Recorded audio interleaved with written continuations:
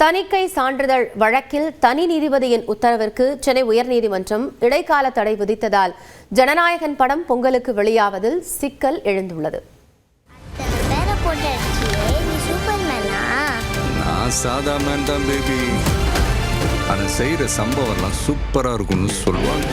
வினோத் இயக்கத்தில் விஜய், பூஜா ஹெக்டே, மமிதா பைஜு உள்ளிட்ட நட்சத்திரங்கள் நடித்துள்ள திரைப்படம் ஜனநாயகன். விஜயின் கடைசி திரைப்படம் என கூறப்படும் ஜனநாயகன் பொங்கல் வெளியீடாக ஜனவரி 9 வெளியாகும் என படக்குழு அறிவித்திருந்தது. ஆனால் இதுவரை தணிக்கை சான்றிதழ் கிடைக்காததால் தயாரிப்பு நிறுவனம் தவித்து வருகிறது. இந்நிலையில் தணிக்கை சான்றிதழ் வழங்க உத்தரவிடக் கோரி கேபிஎன் தயாரிப்பு நிறுவனம் சென்னை உயர்நீதிமன்றத்தை நாடியது. நேற்று காலை இந்த வழக்கை விசாரித்த தனி நீதிபதி PT ஆஷா ஜனநாயகன் படத்திற்கு UA சான்றிதழ் வழங்க தணிக்கை வாரியத்திற்கு உத்தரவிட்டார். தனி நீதிபதி உத்தரவை எதிர்த்து தலைமை நீதிபதி ஸ்ரீவத்சவா அடங்கிய அமர்வில் தணிக்கை வாரியம் மேல்முறையீடு செய்தது. நேற்று மாலை மேல்முறையீட்டு மனு விசாரணைக்கு வந்தபோது தங்களுக்கு உரிய கால அவகாசம் வழங்காமல் உத்தரவு பிறப்பிக்கப்பட்டுள்ளதாக தணிக்கை வாரியம் தரப்பில் தெரிவிக்கப்பட்டது. விரிவாக விவாதிக்காமல் தணிக்கை வாரிய தலைவரின் அதிகாரம் குறித்து தனி நீதிபதி முடிவெடுத்துள்ளதாகவும், படத்தை மறு ஆய்வு செய்ய பிறப்பித்த உத்தரவை ரத்து செய்ய தயாரிப்பு நிறுவனம் கோராத நிலையில் அந்த உத்தரவு ரத்து செய்யப்பட்டிருப்பதாகவும் தணிக்கை வாரியம் தரப்பில் வாதிடப்பட்டது. தயாரிப்பு நிறுவனம் கோரிக்கை விடுக்காத போதும் ஆவணங்களை தாக்கல் செய்ய தனி நீதிபதி உத்தரவிட்டதாகவும், படத்திற்கு எதிராக புகார் மனு மும்பை அலுவலகத்தில் இருந்து பெறப்பட்டு சமர்ப்பிக்கப்பட்டதாகவும் தணிக்கை வாரியம் கூறியது. இதையடுத்து தணிக்கை வாரியத்திற்கு உரிய அவகாசம் வழங்காமல் 24 மணி நேரத்தில் உத்தரவு பிறப்பித்தது ஏன் என தனி நீதிபதிக்கு கேள்வி எழுப்பிய தலைமை நீதிபதி அமர்வு, வழக்கு தொடர்ந்த மறுநாள் தாக்கல் செய்யப்பட்ட அறிக்கையை அடிப்படையாக கொண்டு தனி நீதிபதி எப்படி உத்தரவு பிறப்பித்தார் என வினவினர். சான்றிதழ் பெற 15 நாட்கள் காத்திருப்பதில் என்ன பிரச்சனை என தயாரிப்பு நிறுவனத்திற்கு கேள்வி எழுப்பிய தலைமை நீதிபதி ஸ்ரீவத்சவா, தணிக்கை நடைமுறைகள் நடைபெற்றுக் கொண்டிருக்கும் பொழுது அவசரகதியில் வழக்கு தொடர்ந்தது ஏன் என வினவினார். தணிக்கை சான்றிதழ் பெறுவதற்கு முன்பே வெளியீட்டு தேதியை எவ்வாறு முடிவு செய்தீர்கள் எனவும், ரிலீஸ் தேதியை அறிவித்து விட்டீர்கள் என்ற காரணத்திற்காக அனைவரும் உங்கள் விருப்பத்திற்கு ஏற்ப செயல்பட வேண்டுமா என்றும் காட்டமாக கேள்வி எழுப்பினார். நீதிமன்றத்தின் மீது அழுத்தம் தரப்படுவதாக குறிப்பிட்ட நீதிபதிகள், ரிலீஸ் தேதியை அறிவித்து சட்ட அமைப்பு மீது அழுத்தம் கொடுக்க முடியாது என்று திட்டவட்டமாக தெரிவித்தனர். பின்னர் மேல்முறையீட்டு மனுவுக்கு பதிலளிக்க தயாரிப்பு நிறுவனத்திற்கு உத்தரவிட்ட நீதிபதிகள் தனி நீதிபதியின் உத்தரவிற்கு இடைக்கால தடை விதித்து வழக்கு விசாரணையை வரும் 21 ஒத்திவைத்து உத்தரவிட்டனர். ஜனநாயகன் சென்சார் பிரச்சனைக்கு பின்னால் அரசியல் இருப்பதாக கூறப்படும் நிலையில் ஜனநாயகன் விவகாரத்திற்கும் பாஜகவிற்கும் தொடர்பில்லை என்றார் அக்கட்சியின் மாநில தலைவர் நைனா நாகேந்திரன். இதுக்கும் பாரதிய ஜனதா கட்சிக்கும் உறுதியாக சொல்றேன், இந்த சென்சார் போர்டுக்கும் இந்த படம் திரைப்படம் கூட என்னமோ எங்களுக்கு கடுகளவும் அதில் கிடையாது. ஜனநாயகன் திரைப்படத்தை பொங்கலுக்கு வெளியிடுவதற்கான வாய்ப்புகள் குறித்து தணிக்கை வாரிய முன்னாள் உறுப்பினர் நரசிம்மன் தெரிவித்தார். கேஸை வாபஸ் வாங்கிட்டு இமீடியட்டாக ரிவிஷன் கமிட்டிக்கு போய் அவங்க சொல்கிற பரிந்துரைகளை உடனே செஞ்சு கொடுத்தா அடுத்த வாரமே ரிலீஸ் பண்ணிடலாம். இந்நிலையில் தயாரிப்பு நிறுவனத்தின் அடுத்த கட்ட நகர்வுகள் குறித்து எதிர்நோக்கி காத்திருக்கிறார்கள் விஜய் ரசிகர்கள். பராசக்தி திரைப்படத்திற்கு 25 மாற்றங்களுடன் UA 16+ சான்றிதழை தணிக்கை குழு அளித்திருப்பதால் திட்டமிட்டபடி படம் இன்று வெளியாகிறது. 25 மாற்றங்களுடன் பராசக்தி திரைப்படத்திற்கு UA 16+ சான்றிதழ் அளித்துள்ளது தணிக்கை குழு. அதன்படி தீ பரவட்டும் என இடம்பெற்றுள்ள காட்சிகள், வசனங்கள், சப்டைட்டில் ஆகியவை நீதி பரவட்டும் என மாற்றப்பட்டுள்ளன. அதேபோல இந்தி என் கனவை அழித்தது என்ற வசனம் என் ஒரே கனவை இந்தி திணிப்பு எரித்தது என்று மாற்றப்பட்டுள்ளது. இங்கு யார் ஆண்டாலும் அண்ணாதுரைதான் இந்த நாட்டை ஆள்கிறான் என்று பொருள் என்ற பேரறிஞர் அண்ணாவின் கூற்று அடங்கிய 22 வினாடி வசனத்தை தணிக்கை குழு மொத்தமாக நீக்கியுள்ளது. இந்திய அரக்கி என்ற வார்த்தை அடங்கிய காட்சிகள் அரக்கி என மாற்றப்பட்டுள்ளதோடு இந்தி அரக்கி என எழுதப்பட்ட உருவ பொம்மையை எரிக்கும் 3 வினாடி காட்சி நீக்கப்பட்டுள்ளது. தேசவிரோத குப்பை, ஹிந்தி கத்துக்கிட்டு, பட்டு நூலா, கொடியில காய வச்ச துணி மாதிரி, வரச்சப்பாத்தி உட்பட பல வார்த்தைகளை மியூட் செய்துள்ள தணிக்கை குழு பல்வேறு கெட்ட வார்த்தைகளுக்கும் மியூட் கொடுத்துள்ளது. நெருப்பு பற்றி எரியும் காட்சிகளை 50% குறைத்துள்ள தணிக்கை குழு குழந்தையுடன் இருக்கும் தாயை துப்பாக்கியால் சுடும் 5 வினாடி காட்சிக்கு கட் கொடுத்துள்ளது.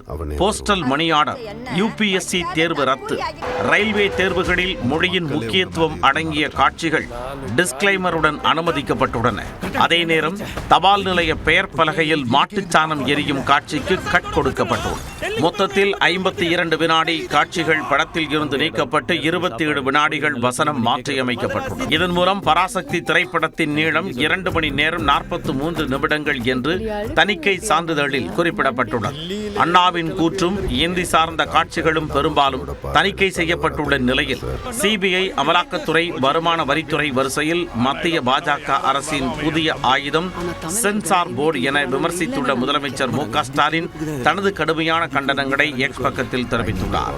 இந்நிலையில் தணிக்கை செய்யப்பட்ட காட்சிகளை சமூக வலைதளங்களில் வெளியிட்டு ப்ரமோஷனை தீவிரப்படுத்தியுள்ளது பராசக்தி படக்குழு. சென்சாரில் தீ பரவட்டும் என்ற வாசகம் நீக்கப்பட்ட நிலையில் பராசக்தி வெளியீட்டையொட்டி தமிழ் தீ பரவட்டும் என்று தனது எக்ஸ் தளத்தில் பதிவிட்டுள்ளார் நடிகர் சிவகார்த்திகேயன். உங்க கனவை சொல்லுங்க என்ற திட்டத்தை தொடங்கி வைத்த முதலமைச்சர் மு க ஸ்டாலின் எந்த ஆதிக்கத்திற்கும் தலைகுனியாமல் தமிழ்நாட்டை தலை சிறந்த மாநிலமாக உருவாக்குவதே 2026 தேர்தலின் வாக்குறுதி என்று தெரிவித்துள்ளார்.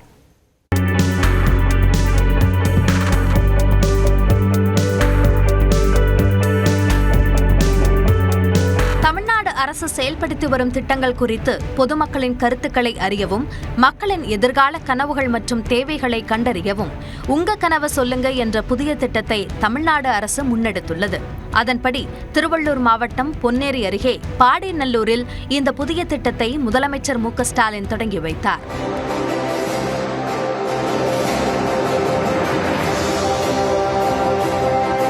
உங்க கனவை நனவாக்க உங்க வீடு தேடி வருது உங்க அரசு. உங்க கனவை CM கிட்ட சொல்லுங்க. அப்போது பொதுமக்கள் சிலர் தங்கள் கனவுகளை முதலமைச்சரிடம் மேடையில் தெரிவித்தனர். அதற்கு பதிலளித்த முதலமைச்சர் கனவுகள் நிச்சயம் நிறைவேற்றப்படும் என்று வாக்குறுதி அளித்தார். நீங்க உங்க ஆட்சியில எங்களுக்கு அனைவருக்கும் இலவச பட்டா வழங்குமாறு உத்தரவு விட்டிருக்கீங்க. அதனால எங்க கிராமத்திற்கு 60க்கும் மேற்பட்ட வீட்டுகளுக்கு பட்டா வழங்குமாறு மிக பணிவுடன் கேட்டுக்கொள்கிறேன். தமிழ்நாட்டு வரலாற்றில் இல்லாத அளவுக்கு இதுவரை 23 லட்சம் பேருக்கு பட்டா கொடுத்திருக்கிறோம். 23 லட்சம் பட்டா கொடுத்திருக்கிறோம். உடனே ஆட்சித்தலைவர்கிட்ட கலந்து பேசி விரைவில் உங்களுக்கு பட்டா கிடைக்கும். தைரியமா இருக்கும். ஐயா, எனக்கு ஒரு கனவு. அந்த கனவு எங்களுடைய கிராமத்துல மினி பஸ் வேண்டுங்க ஐயா. அது கிடைச்சதுன்னா எங்களுக்கு ரொம்ப உதவியா இருக்குங்க ஐயா. நீங்க சொன்ன கோரிக்கை மினி பஸ் சொல்றீங்க. அதை என்னன்னு பார்த்து விசாரிச்சு உடனே நடவடிக்கை கூட காலப்படாம நல்லபடியாக. தொடர்ந்து உரையாற்றிய முதலமைச்சர் மு க ஸ்டாலின் பல்வேறு இடர்பாடுகளுக்கு மத்தியில் 11.19% வளர்ச்சியுடன் இந்தியாவிலேயே தமிழ்நாடு சிறந்த மாநிலமாக இருப்பதாக குறிப்பிட்டார். தமிழ்நாட்டுக்கு தமிழர்களுக்கு எதிராக மட்டுமே சிந்திச்சு செயல்படக்கூடிய பாஜக அரசு தொடர்ந்து ஒன்றிய அரசில் இருக்கு. தமிழ்நாட்டு உரிமைகளை எல்லாம் ஆமாசாமி போட்டு அடகு வச்ச அதிமுக எதிர்கட்சி ஆனதுக்கு பிறகு உண்மைக்கு புறம்பான போலி செய்திகள் எல்லாம் உருவாக்கி அவதூறு செஞ்சுக்கிட்டு இருக்கிறாங்க, பரப்பிட்டு இருக்கிறாங்க. தமிழ்நாட்டுக்கும் ஒன்றிய அரசுக்கும் பாலமா இருக்க வேண்டிய கவர்னர், ஆளுநர் சட்டமன்றத்தில் நாம் நிறைவேற்றக்கூடிய சட்டங்களுக்கு முட்டைக்கடை போடுறத தன்னுடைய முதல் வேலைன்னு ஆளுநர் செயல்படுறார். 2021 சட்டப்பேரவை தேர்தலின் போது கொடுத்த வாக்குறுதிகளில் 404 வாக்குறுதிகளை நிறைவேற்றியிருப்பதாகவும் முதலமைச்சர் கூறினார். தொடர்ந்து பேசிய முதலமைச்சர் 2026 தேர்தலுக்கான வாக்குறுதியையும் முன்வைத்தார். இன்னைக்கு நாம எந்த ஆதிக்கத்துக்கும் தலைகுனியாம வெல்வோம் ஒன்றாகன்னு மண், மொழி, மானம் காக்க நிமிர்ந்து நிற்கிறோம். நம்மோட தமிழ்நாட்டை தலை சிறந்த மாநிலமாக உயர்த்துவேன். இதுதான் இந்த முத்துவேல் கருணாநிதி ஸ்டாலின் 2026 தேர்தலுக்கு தரக்கூடிய வாக்குறுதி. வரும் 30 நாட்களில் அரசால் நியமிக்கப்படும் தன்னார்வலர்கள் வீடு வீடாக சென்று மக்களின் கனவுகளை கேட்டறிவார்கள் என்றும் அவற்றை ஆய்வு செய்து 2030ஆம் ஆண்டிற்கான தொலைநோக்கு பார்வை கொண்ட ஒரு மாபெரும் கனவு திட்டத்தை உருவாக்க இருப்பதாகவும் முதலமைச்சர் மு க ஸ்டாலின் தெரிவித்தார். மேற்கு வங்கத்தில் அமலாக்கத்துறை நடத்திய சோதனைக்கு எதிர்ப்பு தெரிவித்து உள்துறை அமைச்சர் அமித்ஷா அலுவலகம் முன்பு திரிணாமுல் காங்கிரஸ் எம்பிக்கள் போராட்டத்தில் ஈடுபட்டனர். அவர்களை போலீசார் குண்டுக்கட்டாக தூக்கிச் சென்று கைது செய்தனர்.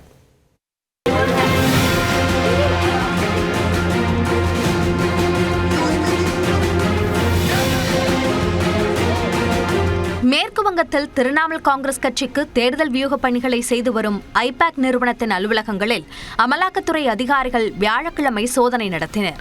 ஐபாக் நிறுவனத்தின் இயக்குநரும் திரிணாமுல் காங்கிரஸ் கட்சியின் ஐடி விங் தலைவருமான பிரதீக் ஜெயின் வீட்டிலும் ரெய்ட் நடத்தப்பட்டது. அங்கு சென்று திரிணாமுல் காங்கிரஸ் தலைவரும் முதலமைச்சருமான மம்தா பானர்ஜி பிரதீக் ஜெயின் வீட்டில் இருந்த மொபைல் போன், லேப்டாப் மற்றும் சில ஆவணங்களை எடுத்துச் சென்றார். தன் கட்சி தொடர்பான ரகசிய ஆவணங்களை எடுத்துச் செல்வதாக அமலாக்கத்துறை மீது மம்தா பானர்ஜி குற்றம் சாட்டினார்.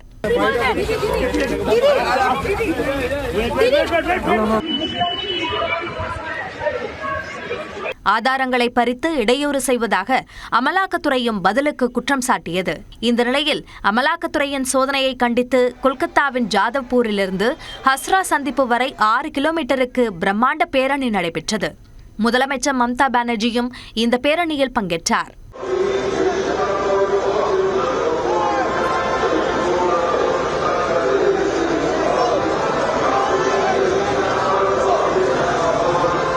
শুনুন, আপনাদের ভাগ্য ভালো এখনো যে আমি চেয়ারে আছি বলে না ওই পেন ড্রাইভ গুলো বাইরে বের করে দিই না। বেশি লাগালে কিন্তু বলে দিচ্ছি আমার কাছে সব পেন ড্রাইভ করা আছে, আমি কিন্তু ঠান্ডা ফাঁস করে দেবো। இதேபோல திரிணாமுல் காங்கிரஸ் கட்சியின் எம்பிக்கள் டெரிக் ஓ'பிரைன், மஹுவா மொய்த்ரா, கீர்த்தி ஆசாத், சதாப்தி ராய் உள்ளிட்டோர் டெல்லியில் உள்ள உள்துறை அமைச்சர் அமித்ஷாவின் அலுவலகம் முன்பு போராட்டத்தில் ஈடுபட்டனர். அப்போது டெரிக் ஓ'பிரைன், மஹுவா மொய்த்ரா உள்ளிட்ட 8 எம்பிக்களை குண்டுக்கட்டாக தூக்கிச் சென்ற காவல்துறையினர் அவர்களை கைது செய்து நாடாளுமன்ற சாலை காவல் நிலையத்திற்கு அழைத்துச் சென்றனர்.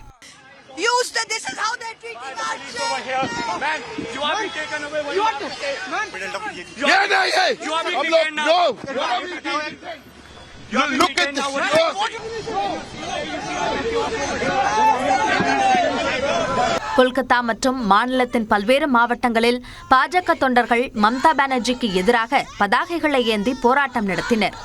இந்த சூழ்நிலையில் அமலாக்கத்துறைக்கு எதிராக கொல்கத்தா நீதிமன்றத்தில் திரிணாமுல் காங்கிரஸ் வழக்கு தொடர்ந்தது.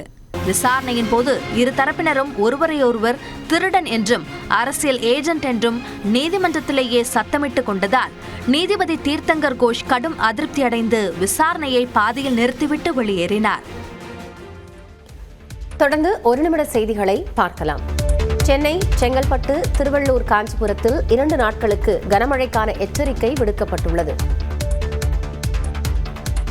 தமிழ்நாட்டில் இன்று 4 மாவட்டங்களுக்கு மிக கனமழைக்கான ஆரஞ்சு அலர்ட் விடுக்கப்பட்டுள்ளது.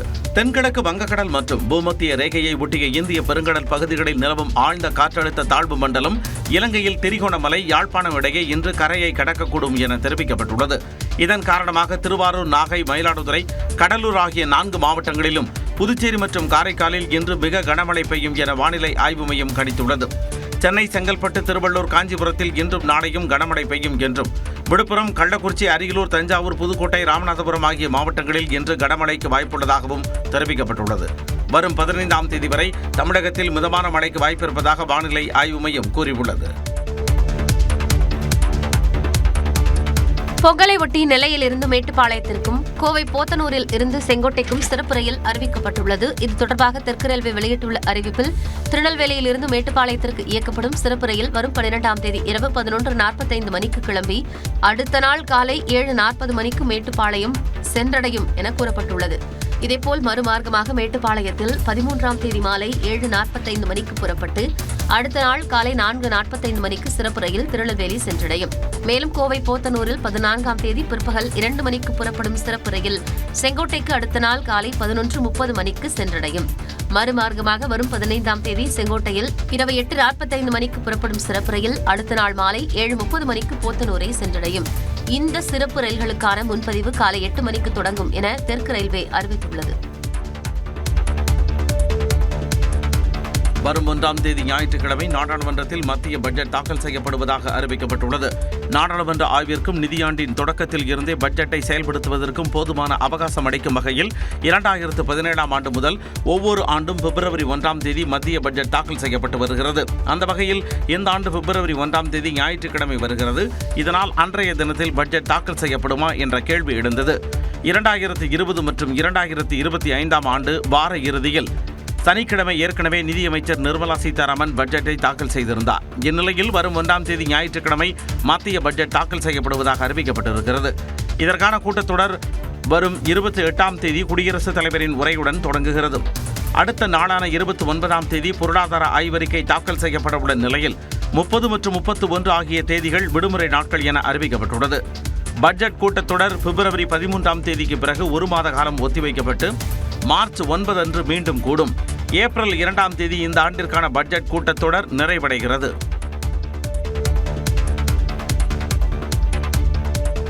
சபரிமலை கோவிலில் துவாரபாலகர் சிலைகளில் இருந்து 4 கிலோ தங்கம் திருடப்பட்ட விவகாரம் தொடர்பாக தலைமை அர்ச்சகர் கண்டரரு ராஜீவருவை சிறப்பு புலனாய்வு குழு கைது செய்தது. சபரிமலை ஐயப்பன் கோவிலில் துவாரபாலகர் சிலைகள், அதன் அருகே இருந்த 2 தூண்கள், கருவறை கதவுகளில் பதிக்கப்பட்ட தங்க முலாம் பூசிய செப்பு கவசங்கள் கடந்த 2019ஆம் ஆண்டு புதுப்பிக்கப்பட்டன.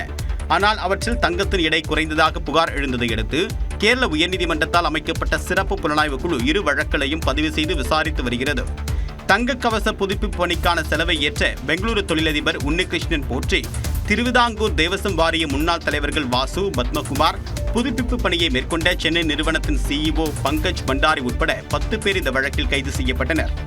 இவர்களிடம் நடத்தப்பட்ட விசாரணையின் அடிப்படையிலும் முக்கிய குற்றவாளியாக கருதப்படக்கூடிய உன்னிகிருஷ்ணன் போற்றியை சபரிமலைக்கு அழைத்து வந்தவர் என்ற முறையிலும் தலைமை அர்ச்சகர் கண்டரரு ராஜீவருவிடம் திருவனந்தபுரத்தில் உள்ள அலுவலகத்தில் வியாழக்கிழமையன்று சிறப்பு புலனாய்வு குழு விசாரணை நடத்தியது. விடிய விசாரணை தொடர்ந்த நிலையில் அதிகாலை 4:30 மணிக்கு ராஜீவரு கைது செய்யப்பட்டார்.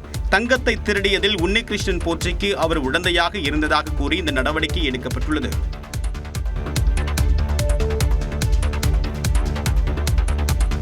சென்னையில் அதிமுக பொதுச் செயலாளர் எடப்பாடி பழனிசாமியை சந்தித்த பாஜக மாநில தலைவர் நைனா நாகேந்திரன் தொகுதி பங்கீடு விவரங்கள் பிறகு கூறுவதாக செய்தியாளரிடம் தெரிவித்தார்.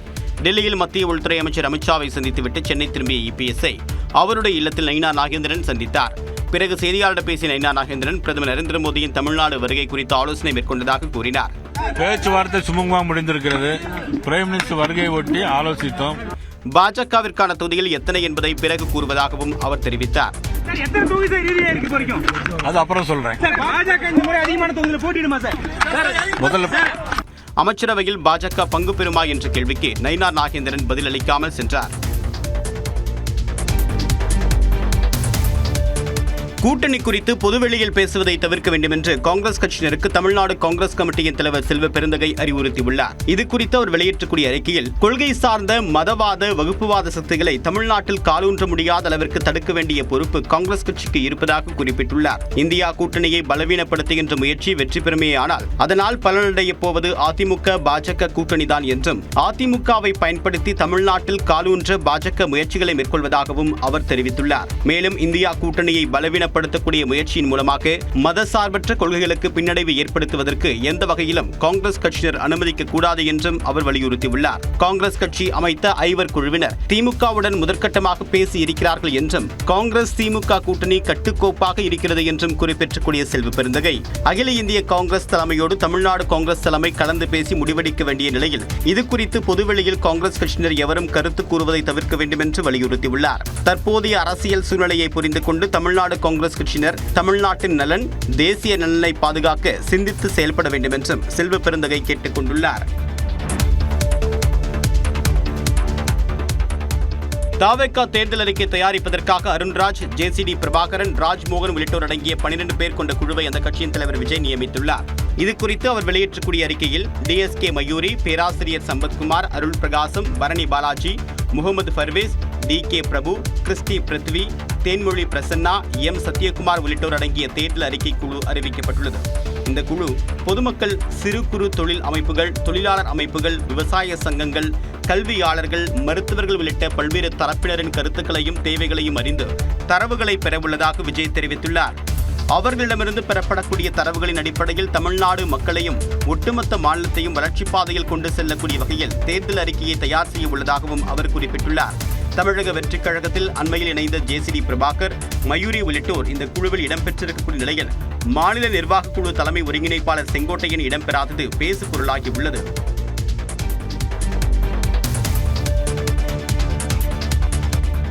திருப்பரங்குன்றம் விவகாரத்தில் நீதிமன்ற உத்தரவை செயல்படுத்தாதது குறித்து விளக்கம் அளிக்காவிட்டால் தொடர்புடைய அதிகாரிகள் மீது குற்றச்சாட்டுகள் பதிவு செய்யப்படும் என உயர்நீதிமன்ற மதுரை கிளை உத்தரவிட்டது. திருப்பரங்குன்றம் மலை உச்சியில் தீபம் ஏற்றும் நீதிமன்ற உத்தரவை செயல்படுத்தாதது குறித்து தொடுக்கப்பட்ட நீதிமன்ற அவமதிப்பு வழக்கு நீதிபதி GR சுவாமிநாதன் அமர்வில் விசாரணைக்கு வந்தது. தலைமைச் செயலாளர் முருகானந்தம், சட்டம் ஒழுங்கு ADGP ஆகியோர் காணொலி மூலம் ஆஜரான நிலையில் அரசு தரப்பில் பதில் மனு தாக்கல் செய்ய கால அவகாசம் கோரப்பட்டது. அப்போது 144 தடை உத்தரவை பிறப்பிப்பதற்கு முன்பு அங்கு நேரடியாக ஆய்வு செய்தீர்களா என மதுரை மாவட்ட ஆட்சியரிடம் நீதிபதி கேள்வி எழுப்ப காவல்துறையின் பரிந்துரை பேரில் உத்தரவிட்டதாக ஆட்சியர் பதிலளித்தார். கோயிலுக்கு சொந்தமான கல்லத்தி மரத்தில் சந்தனக்கூடு திருவிழாவிற்கான கொடியேற்றத்தின் போது தர்கா சார்பில் கொடி நாட்டப்பட்டது குறித்து ஏன் புகார் அளிக்கவில்லை என நீதிபதி வினவிய நிலையில் அது குறித்து காவல்துறையில் புகார் அளிக்கப்படும் என கோயில் நிர்வாகம் தரப்பில் பதிலளிக்கப்பட்டது. தொடர்ந்து அரசு தரப்பில் பதில் மனு தாக்கல் செய்ய கால அவகாசம் வழங்கிய நீதிபதி நீதிமன்ற உத்தரவை செயல்படுத்தாதது குறித்து விளக்கம் அளிக்காவிட்டால் தொடர்புடைய அதிகாரிகள் மீது குற்றச்சாட்டுகள் பதிவு செய்யப்படும் என உத்தரவிட்டு விசாரணையை பிப்ரவரி 2ஆம் தேதிக்கு ஒத்திவைத்தார். தமிழ்நாட்டில் பல்வேறு கல்லூரிகளிலும் பொங்கல் விழா விமர்சையாக கொண்டாடப்பட்டது. திருச்சியில் உள்ள தனியார் மகளிர் கல்லூரியில் மாணவிகள் பொங்கலிட்டு மகிழ்ந்தனர். கயிறு இழுத்தல், இசை நாற்காலி உள்ளிட்ட போட்டிகளும் நடைபெற அவர்கள் உற்சாகத்துடன் பங்கேற்றனர். பாரம்பரிய திருவிழாவா இருந்துச்சு, ரொம்ப சூப்பரா இருந்துச்சு. எல்லாருக்கும் ஹாப்பி பொங்கல். நாங்கள் ஃபேமிலிஸோட பண்ணாம கூட இவ்வளோ ஹாப்பியாக இருந்திருக்க மாட்டோம். பட் இந்த லாஸ்ட் இயர்ஸ் ஃப்ரெண்ட்ஸோட ஃப்ரெண்ட்ஸோடையும் நாங்கள் இன்னைக்கு பொங்கல் செலிப்ரேஷன் பண்ணோம். தஞ்சாவூர் பூண்டி புஷ்பம் கல்லூரியில் பொங்கல் விழாவின் போது இசைக்கு ஏற்ப மாணவ மாணவிகள் நடனமாடி மகிழ்ந்தனர். உதகையில் உள்ள அரசு கலைக்கல்லூரியிலும் மாணவ மாணவிகள் பொங்கல் பண்டிகையை உற்சாகத்துடன் கொண்டாடினர். ஹாப்பியாக இருப்போம் நாங்கள் எல்லாருமே பொங்கல்னால. ஸோ மறுபடியும் இந்த மாதிரி பொங்கல் எல்லாருமே சேர்ந்து செலிப்ரேட் பண்ணணும்னு நாங்கள் விஷ் பண்ணுறோம். ராணிப்பேட்டை மாவட்டம் பாலாஜாப்பேட்டையில் உள்ள அரசு மகளிர் கல்லூரியில் பொங்கல் பண்டிகையின் போது மாணவிகள் ஒருவருக்கொருவர் வாழ்த்துக்களை பரிமாறிக்கொண்டனர்.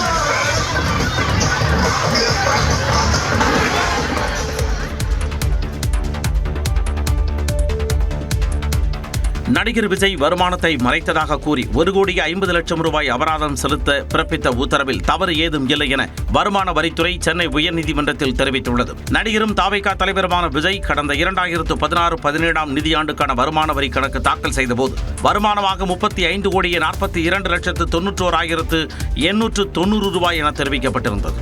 மேலும் 2015ஆம் ஆண்டு நடிகர் விஜய் வீட்டில் நடத்திய சோதனையில் போது கைப்பற்றிய ஆவணங்களின்படி புலி படத்தில் நடிப்பதற்கு 15 கோடி ரூபாய் பெற்றதை கணக்கில் காட்டாமல் மறைத்ததாக குற்றஞ்சாட்டப்பட்டது. இதையடுத்து நடிகர் விஜய்க்கு 1,50,00,000 ரூபாய் அபராதம் விதித்து வருமான வரித்துறை கடந்த 2022ஆம் ஆண்டு ஜூன் மாதம் 30ஆம் தேதி உத்தரவிட்டது. இதை எதிர்த்து சென்னை உயர்நீதிமன்றத்தில் நடிகர் விஜய் தொடர்ந்த வழக்கில் வருமான வரித்துறை உத்தரவுக்கு இடைக்கால தடை விதிக்கப்பட்டது. இந்நிலையில் இந்த வழக்கின் இறுதி விசாரணை நீதிபதி செந்தில்குமார் ராமமூர்த்தி முன்பு நடந்தது. அப்போது வருமான வரித்துறை சார்பில் ஆஜரான வழக்கறிஞர் இந்த அபராத தொகை காலதாமதமாக விதிக்கப்பட்டுள்ளதாக மனுதாரர் தரப்பில் கூறுவது சரியல்ல என்று தெரிவித்தார். மேலும் விஜய் தரப்பில் வருமான வரித்துறை மேல்முறையீட்டு தீர்ப்பாயத்தை அணுகினார்கள் என்றும் தீர்ப்பாயம் உத்தரவிட்ட பின்னர்தான் இந்த அபராதத்தை வருமான வரித்துறை விதித்துள்ளதால் இதில் தவறு எதுவும் இல்லை எனவும் வருமான வரித்துறை தரப்பில் வாதிடப்பட்டது. இதையடுத்து விஜய் தரப்பு பதிலளிக்கும்படி உத்தரவிட்ட நீதிபதி விசாரணையை வருகின்ற 23ஆம் தேதிக்கு தள்ளி வைத்து உத்தரவிட்டார். சபரிமலையில் கூட்டத்தை கட்டுப்படுத்துவதற்காக புதிதாக சில கட்டுப்பாடுகளை விதிப்பதுடன் ஏற்கனவே இருக்கும் கட்டுப்பாடுகளை கடுமையாக்கவும் சன்னிதான காவலர்கள் திட்டமிட்டுள்ளனர். மகர விளக்கு உற்சவ காலம் நிறைவடைய சில நாட்களை உள்ளதால் சபரிமலைக்கு வரும் பக்தர்களின் எண்ணிக்கை நாளுக்கு நாள் அதிகரித்து வருகிறது. இதனால் எருமேலியில் இருந்தே பக்தர்கள் கூட்டம் அலைமோதுகிறது. மலையேறும் பக்தர்கள் சுவாமி தரிசனம் முடிந்த பிறகும் 2 நாட்கள் வரை சன்னிதானத்திலேயே தங்குவதால் சன்னிதானத்தில் கூட்டம் அதிகரித்திருப்பதோடு புதிதாக சுவாமி தரிசனம் செய்ய வரும் பக்தர்களும் மலையேறி செல்ல முடியாத நிலை ஏற்பட்டுள்ளது. 18ஆம் படி ஏறுவதற்கு நீண்ட வரிசையில் பக்தர்கள் காத்திருப்பதால் பம்பையிலேயே காவலர்கள் தடுத்து நிறுத்தி அனுப்பி வருகின்றனர்.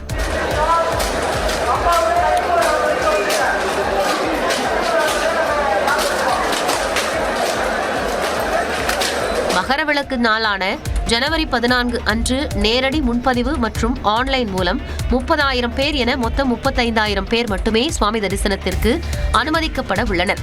ஜனவரி 19ஆம் தேதி இரவு வரை மட்டுமே பக்தர்கள் சுவாமி தரிசனம் செய்ய அனுமதிக்கப்படுவார்கள் என்றும் தெரிவிக்கப்பட்டுள்ளது.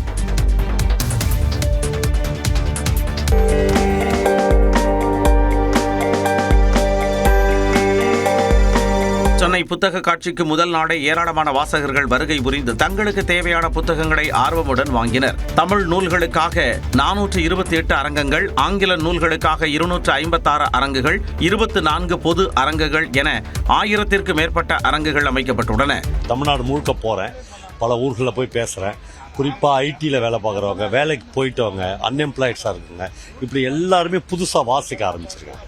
இதெல்லாம் ஒரு புத்தகம் வந்துச்சுன்னா 300 பேர் படித்தா அதிகம். இப்போ கிட்டத்தட்ட ஒரு 2000-3000 பேர் படிக்கிறாங்க. இந்த இலக்கியத்தை அரசியல் பார்வையோடு அணுகி அனைத்து மக்களுடைய வாழ்வியலும் அரசியலும் புரிஞ்சுக்கிட்டு இந்த படைப்புகளை வாசிக்க வேண்டியது அவசியமா பார்க்கிறேன். இலக்கியம் வாழ்க்கைக்கு ரொம்ப முக்கியமான விஷயத்தோட பொழுதுபோக்கு அல்ல. இது முதல் முறையாக புத்தக காட்சியில் தபால் துறையின் 2 அரங்குகள் இடம்பெற்றுள்ளன. இங்கு ஆதார் புதுப்பித்தல், ஆதாரில் பெயர் மாற்றம், முகவரி மாற்றம் மற்றும் அஞ்சல் துறை ஆயுள் காப்பீடு செய்து கொள்ளலாம் என்று தெரிவிக்கப்பட்டுள்ளது. ஸ்பீட் போஸ்ட் புக்கிங் மற்றும் ஏனைய சிறு சேமிப்பு கணக்கு துவக்குதல், போஸ்டல் லைஃப் இன்சூரன்ஸ், அந்த மாதிரி எல்லா சர்வீசஸுமே நாங்கள் இங்கே ப்ரொவைட் பண்ணுறோம். மேலும் இங்கு வாங்கும் புத்தகத்தை வேறு ஊர்களுக்கு அஞ்சல் மூலம் அனுப்பிக் கொள்ளவும் வசதி ஏற்படுத்தப்பட்டுள்ளது. இந்தியா மீது 50% வரை வரி விதிக்க பிரதமர் நரேந்திர மோடி அமெரிக்க அதிபர் ட்ரம்பை அழைத்து பேசாததே காரணம் என்று அமெரிக்காவின் குற்றச்சாட்டை இந்தியா மறுத்துள்ளது. அமெரிக்காவின் தனியார் செய்தி நிறுவனம் ஒன்றுக்கு பேட்டியளித்த அந்நாட்டு வர்த்தகத்துறை அமைச்சர் ஹோவர்ட் லுட்னிக் அதிபர் ட்ரம்பிடம் பிரதமர் நரேந்திர மோடி பேசவில்லை என்று குற்றம் சாட்டியிருந்தார். இந்நிலையில் இந்த குற்றச்சாட்டுக்கு மறுப்பு தெரிவித்திருக்கூடிய மத்திய அரசு கடந்த ஓராண்டுக்கு மேலாக இந்தியா அமெரிக்காவுடன் பேச்சுவார்த்தை நடத்தி வந்ததாக கூறியுள்ளது. இது தொடர்பாக விளக்கமளித்த மத்திய வெளியுறவுத்துறை அமைச்சகத்தின் செய்தி தொடர்பாளர் ரந்தீர் ஜெய்ஸ்வால், பிரதமர் நரேந்திர மோடியும் அதிபர் ட்ரம்பும் கடந்த ஆண்டு 8 முறை தொலைபேசி வாயிலாக பேசியதாக கூறினார்.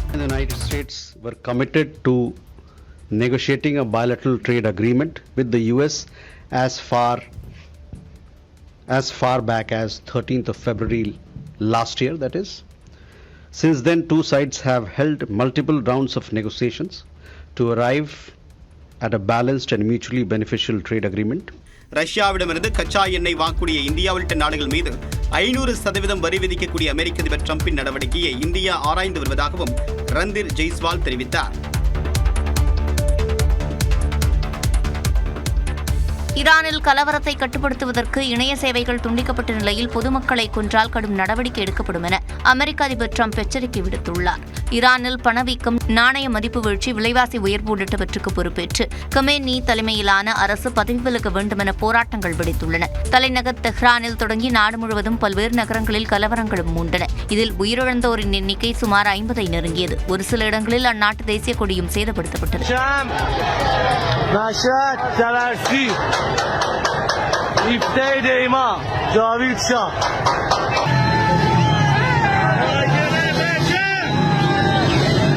கலவரத்தை கட்டுப்படுத்த நாடு முழுவதும் இணைய சேவைகள் துண்டிக்கப்பட்டன. இந்நிலையில் ஈரான் மக்களை கொன்றால் கடும் நடவடிக்கை எடுக்கப்படும் என அமெரிக்க அதிபர் ட்ரம்ப் எச்சரிக்கை விடுத்துள்ளார். தங்கள் உள்நாட்டு விஷயங்களில் அமெரிக்கா தலையிட வேண்டாம் என்று ஈரான் எச்சரித்தும் ட்ரம்ப் தொடர்ந்து மிரட்டி வருவது குறிப்பிடத்தக்கது. தமிழ்நாடு சட்டமன்ற தேர்தலில் தேமுதிக யாருடன் கூட்டணி வைப்பது என்பது குறித்து முடிவெடுத்து விட்டதாக கடலூர் மாநாட்டில் பேசிய பிரேமலதா, கடைசி வரை யாருடன் கூட்டணி என அறிவிக்காமலேயே சஸ்பெண்ட் வைத்து தனது உரையை முடித்தார்.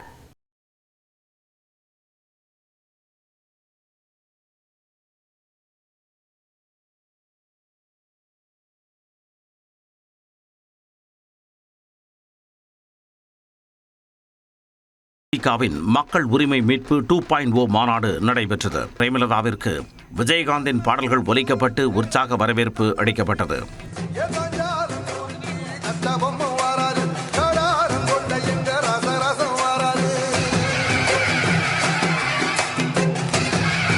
விஜயகாந்தின் உருவம் லேசர் திரையில் காட்சிப்படுத்தப்பட குடுமையிருந்த தொண்டர்கள் ஆர்வமுடன் பார்த்தனர்.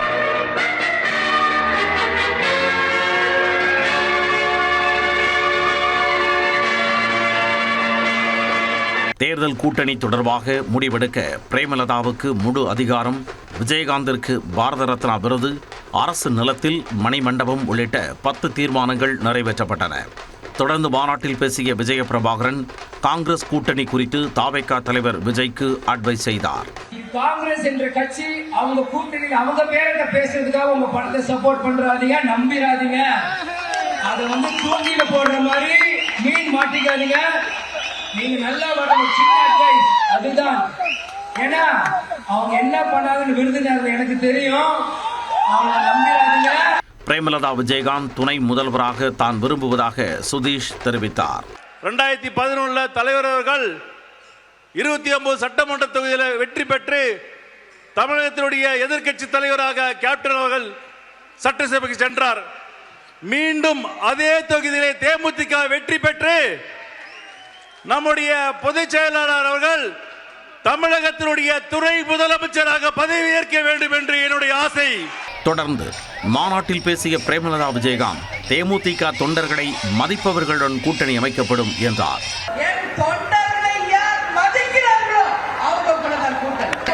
ஏச்சுக்கள் பேச்சுக்கள் படி பாவம் வேற பேசுறாங்க போட்டுவாங்க என்ன வேணா சொல்லுங்க. நீங்க ஏன் தொண்டர்கள் என்ன சொல்றாங்க அது மட்டுமே என்னுடைய வேத வாக்கு. கூட்டணி விவகாரத்தில் சாணக்கியனாக இருக்க விரும்புவதாக பிரேமலதா கூறினார். யாரோட கூட்டணி நாம் வைக்க வேண்டும் என்ற முடிவை எடுத்து விட்டாச்சு. அதை இந்த மாநாட்டில் அறிவிக்க வேண்டுமா என்பதுதான் கேள்வி. தமிழகத்திலே எந்த கட்சியும் கூட்டணியை அறிவிக்கவில்லை. இந்த நிமிஷம் வரைக்கும் எந்த கட்சியுமே கூட்டணி அறிவிக்கல. இவங்க தான் எங்க கூட்டணின்னு சொல்லல. அப்படி இருக்கும் பொழுது நாமும் சிறிது ஆலோசித்து தெளிவாக சிந்தித்து நல்ல தீர்ப்பை எடுக்க வேண்டும் என்பதை தைப்பிறந்தால் வழிபிறக்கும். கடலூர் மாநாட்டில் கூட்டணி குறித்து அறிவிக்க உள்ளதாக கூறியிருந்த பிரேமலதா தற்பொழுது மீண்டும் சஸ்பென்ஸ் வைத்துள்ளார். தொடர்ந்து எக்ஸ்பிரஸ் செய்தியின் செய்திகளை பார்க்கலாம். ஆட்சி அதிகாரத்தில் பங்கு தருபவர்களிடமே கூட்டணி அமைப்போம் என்று புதிய தமிழகம் கட்சித் தலைவர் கிருஷ்ணசாமி தெரிவித்துள்ளார். மதுரையில் செய்தியாளர்களை சந்தித்த அவர் அதிமுகவும் தவேகாவும் தங்களிடம் கூட்டணி பேச்சுவார்த்தை நடத்தி வருவதாக கூறினார். அதிமுக நாங்கள் ஒன்றும் பிரிஞ்சுலாம் போயிடல ஆச்சுங்களா. அவங்களோட அவங்க நண்பர்கள் நிறைய பேர் இருக்கிறாங்க, எங்களோட பேசிட்டு தான் இருக்கிறாங்க.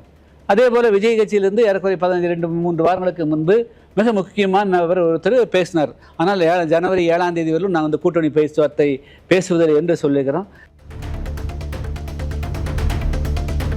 சிவகங்கை மாவட்டம் திருப்பத்தூரில் தனியார் சமுதாய கல்லூரியில் சமத்துவ பொங்கல் விழா கொண்டாடப்பட்டது. கல்லூரி மாணவ மாணவிகளின் ஆட்டம்பாட்டம் உற்சாகத்துடன் நடந்த இந்த விழாவிற்கு பல்வேறு நாடுகளை சேர்ந்த வெளிநாட்டினர் கலந்து கொண்டனர். விழாவிற்கு வருகை தந்த கூட்டுறவுத்துறை அமைச்சர் பெரிய கருப்பன் மாணவர்களுடன் பொங்கல் கொண்டாடி வாழ்த்து கூறினார்.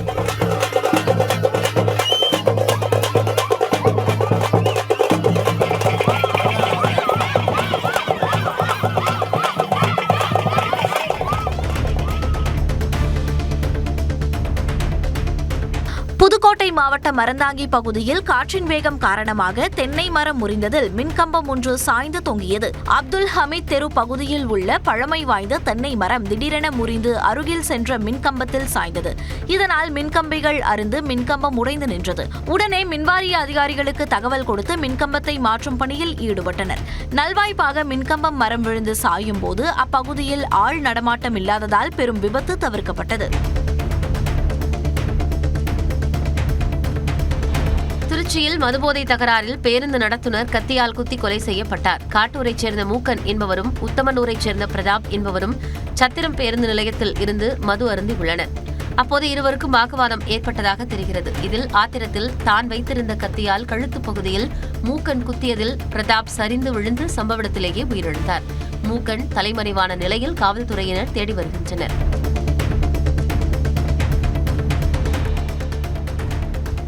வார விடுமுறை உள்ளிட்ட காரணங்களால் சென்னை ஜிஎஸ்டி சாலையில் கடும் போக்குவரத்து நெரிசல் ஏற்பட்டது. பல்லாவரம் வாரச்சந்தை மற்றும் வார விடுமுறையை ஒட்டி சொந்த ஊர்களுக்கு புறப்பட்டோர் சென்னையில் ஒரே நேரத்தில் கூடியதால் விமான நிலையத்திலிருந்து தாம்பரம் ஜிஎஸ்டி சாலையில் ஏறத்தாழ 1 மணி நேரத்திற்கு மேலாக வாகனங்கள் அணிவகுத்து நின்றன. கச்சத்தீவு புனித அந்தோனியார் ஆலய திருவிழா அழைப்பதழை ராமநாதபுரம் ஆட்சியரிடம் வழங்கிய விழா குழுவினர் கச்சத்தீவுக்கு இந்தியர்கள் செல்ல ஏதுவான ஏற்பாடுகளை செய்ய வேண்டும் என கோரிக்கை விடுத்தனர். பிப்ரவரி 27 மற்றும் 28ஆம் தேதிகளில் கச்சத்தீவில் திருவிழா நடைபெறும் நிலையில் இந்தியா தரப்பில் 4000 பேர் சென்று வர தேவையான நடவடிக்கைகளை மேற்கொள்ளுமாறு ராமநாதபுரம் ஆட்சியரிடம் வேர்க்கோடு பங்குத்தந்தை தலைமையிலான மக்கள் கோரிக்கை விடுத்தனர். திருச்சி எம்ஆர் பாளையம் யானைகள் மையத்தில் உள்ள காஞ்சி காமக்கோடி பீடத்திற்கு சொந்தமான 3 பெண் யானைகளை மீண்டும் பீடத்தின் வசமே ஒப்படைக்க வனத்துறைக்கு சென்னை உயர்நீதிமன்றம் உத்தரவிட்டுள்ளது. காஞ்சி காமக்கோடி பீடத்தில் சந்தியா, ஹிந்து, ஜெயந்தி ஆகிய 3 யானைகள் சட்டத்திற்குட்பட்டு தகுந்த சான்றிதழ் பெற்று பயன்படுத்தப்பட்டு வந்தன. இந்த யானைகளை கவனித்து வந்த பாகன் இறந்ததை அடுத்து அவை திருச்சி சென்றன. இந்நிலையில் இந்த வழக்கு விசாரணையில் நிபுணர் குழு அளித்த அறிக்கையின் அடிப்படையில் 3 யானைகளையும் காஞ்சி காமக்கோடி பீடத்திடம் ஒப்படைக்க வேண்டும் என நீதிபதி வி. லட்சுமி நாராயணன் உத்தரவிட்டார். ஸ்ரீவைகுண்டம் அருகே தனியார் கல்லூரியில் அடிப்படை வசதி கோரி மாணவிகள் சாலை மறியல் போராட்டத்தில் ஈடுபட்டனர். வல்லநாட்டில் உள்ள துளசி கல்வியியல் நிறுவன விடுதியில் கழிவறை, குடிநீர் உள்ளிட்ட அடிப்படை வசதிகள் செய்து தரப்படவில்லை என கூறி மாணவிகள் நெடுஞ்சாலையில் அமர்ந்து போராட்டத்தில் ஈடுபட்டனர். ஒரு வாரத்தில் அனைத்து வசதிகளும் ஏற்படுத்தி தருவதாக கல்லூரி நிர்வாகம் உறுதியளித்ததை அடுத்து மாணவிகள் போராட்டத்தை கைவிட்டனர்.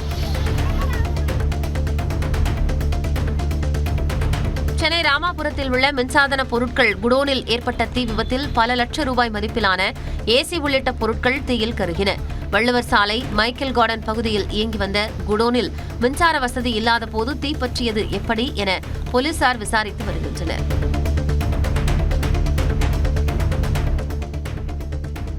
கனமழை எதிரொலி காரணமாக மீட்பு பணியில் ஈடுபட 90 பேர் கொண்ட மாநில பேரிடர் மீட்பு படையினர் நெல்லைக்கு விரைந்தனர். இலங்கை கடல் பகுதியில் நிலவும் காற்றழுத்த தாழ்வு மண்டலம் காரணமாக நெல்லை உள்ளிட்ட மாவட்டங்களுக்கு கனமழை எச்சரிக்கை விடுக்கப்பட்டுள்ளது. கனமழையால் ஏற்படும் வெள்ள சேதங்களில் இருந்து மக்களை பாதுகாக்க மேட்டுப்பாளையத்திலிருந்து மாநில பேரிடர் மீட்பு படையினர் நெல்லைக்கு விரைந்தனர்.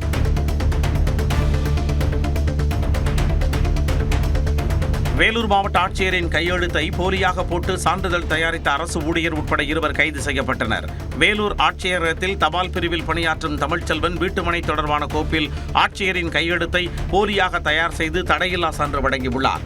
இந்த சான்றிதழ்கள் ஆய்வு செய்யப்பட்ட போது அவை போலி என தெரிய வந்ததை அடுத்து தமிழ்ச்செல்வன் மற்றும் அவர் சான்றிதழ் பெற்றுக் கொடுத்த தியாகராஜன் ஆகியோர் கைது செய்யப்பட்டனர்.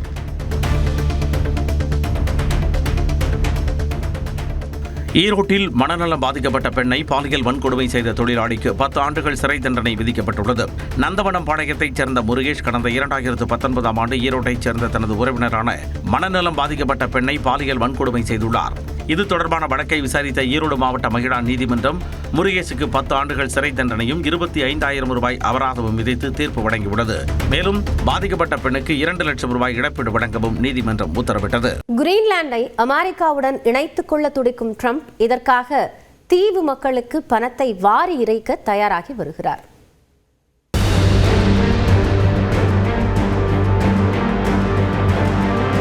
உலகின் மிகப்பெரிய தீவு கிரீன்லாந்து. புவியியல் ரீதியாக இது வட அமெரிக்க கண்டத்தின் ஒரு பகுதியாக இருந்தாலும் அரசியல் ரீதியாக டென்மார்க் நாட்டின் தன்னாட்சி பிரதேசமாக உள்ளது. சுமார் 22 லட்சம் சதுர கிலோமீட்டர் பரப்பளவு கொண்டது. இதன் நிலப்பரப்பில் 80% எப்போதும் ராட்சத பனிப்படலங்களால் மூடப்பட்டிருக்கும். புவியியல் ரீதியாக இது வட அமெரிக்க பகுதியாக இருப்பதால் அதனை அமெரிக்காவுடன் இணைத்துக் கொள்ள ட்ரம்ப் துடிக்கிறார். இதற்கு முன்னதாக 1867ஆம் ஆண்டு கிரீன்லாந்தை வாங்க அமெரிக்கா முயற்சி செய்தது. அன்றைய வெளியுறவுத்துறை அமைச்சர் வில்லியம் சுவாட் கிரீன்லாந்தையும் ஐஸ்லாந்தையும் வாங்க ஆர்வம் காட்டினார். 1910ஆம் ஆண்டில் அதிபர் வில்லியம் ஹோவர்ட் டாஃப்ட் காலத்தில் நில பரிமாற்ற திட்டம் ஒன்றை அமெரிக்கா முன்வைத்தது. பிலிப்பைன்ஸில் உள்ள மின்டானாவ் தீவிற்கு மாற்றாக கிரீன்லாந்தை அமெரிக்கா கேட்டது. இந்த திட்டமும் தோல்வியில் முடிந்தது. 1946இல் அதிபராக இருந்த ஹாரி ட்ரூமன் $10 கோடி மதிப்பிலான தங்கத்திற்கு மாற்றாக கிரீன்லாந்தை கேட்டார். ஆனால் இதற்கும் டென்மார்க் ஒப்புக்கொள்ளவில்லை. ட்ரம்பின் முதல் ஆட்சி காலத்திலும் கிரீன்லாந்தை வாங்க முயன்றார். தற்போது வெனிசுலா மீது நடத்திய தாக்குதல் வெற்றிகரமாக அமைந்ததை தொடர்ந்து கிரீன்லாந்தை வாங்கும் திட்டத்தை ட்ரம்ப் தீவிரப்படுத்தியுள்ளார். கிரீன்லாந்து விற்பனைக்கு அல்ல என்று அத்தீவு மக்கள் திட்டவட்டமாக கூறிவிட்ட நிலையில் அவர்களுக்கு பணத்தை வாரி இறைக்க முடிவு செய்துள்ளார். ட்ரம்பின் திட்டப்படி டென்மார்க்கிடமிருந்து பிரிந்து வர கிரீன்லாந்தில் உள்ள ஒவ்வொரு குடிமகனுக்கும் இந்திய மதிப்பில் சுமார் 8.5 லட்சம் முதல் 85 லட்சம் ரூபாய் வரை வழங்க ஆலோசித்து வருவதாக தகவல்கள் வெளியாகியுள்ளன. கிரீன்லாந்தின் மொத்த மக்கள் தொகை சுமார் 57,000 ஆகும்.